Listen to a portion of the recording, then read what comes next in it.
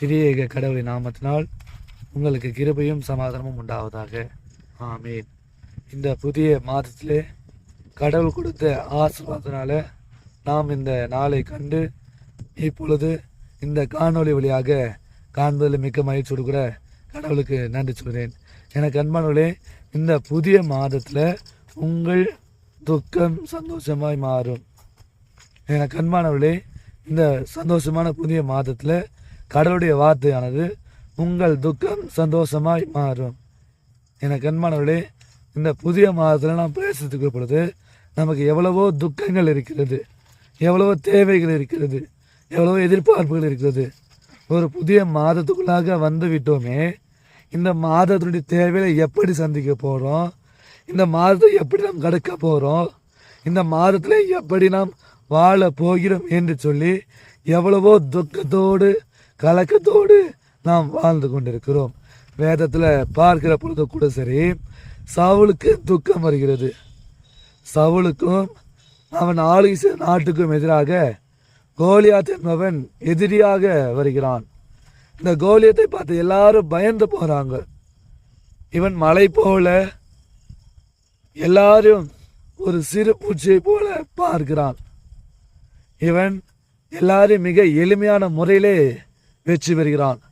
ஆனால் இந்த கோலியத்தை வெற்றி பெற முடியாத ஒரு சூழ்நிலையில் சவுலுக்கு துக்கம் வருகிறது. இப்பேற்பட்ட பிரச்சனை இருக்கிறது. இந்த கோலியத்தை எப்படி நான் வெற்றி கொள்ள போகிறேன், என்னுடைய தேசத்தை எப்படி நான் பாதுகாத்து கொள்ள போகிறேன் என்று சொல்லி அந்த சவுல் துக்கத்தோடு இருந்தான். அந்த துக்கத்தை கடவுள் தாவீதை கொண்டு மாற்றினார். தாவீதின் மூலமாக கோலியாத்தை கொன்றார்.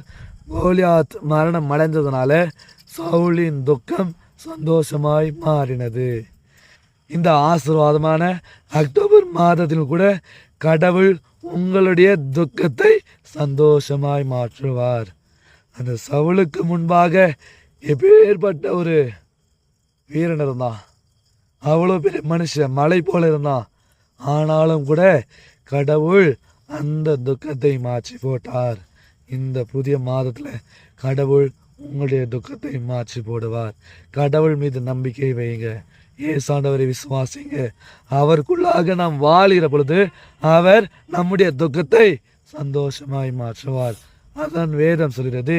யோவான் 16ஆம் அதிகாரம் 20வது வசனத்தின் கடைசி பகுதி, உங்கள் துக்கம் சந்தோஷமாய் மாறும். கலங்காதீங்க, சோர்ந்து போகாதீங்க, கவலைப்படாதீங்க. ஏசாண்டவர் உங்களோடு இருக்கிறார். சவுலின் துக்கத்தை மாற்றினது போல உங்களுடைய துக்கத்தையும் ஏசாண்டவர் மாற்றுவார். அந்த சந்தோஷத்தை நாம் பெற்றுக்கொள்ள தூய ஆவியானவர் நம்மை கரம் பிடித்து இந்த மாதம் முழுவதுமாய் நம்மை வழிநடத்தி ஆசீர்வதிக்க வல்லவராயிருக்கிறார். இந்த விசுவாசம் கூட நாம் இந்த புதிய மாதத்துக்குள்ளாக நாம் பிரவேசிப்போம். கடவுள் உங்களை ஆசீர்வதிப்பார். ஆமீன்.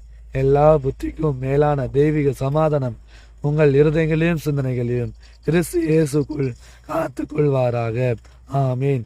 யாவரும் கண்களை மூடி நாம் ஜெபிப்போம்.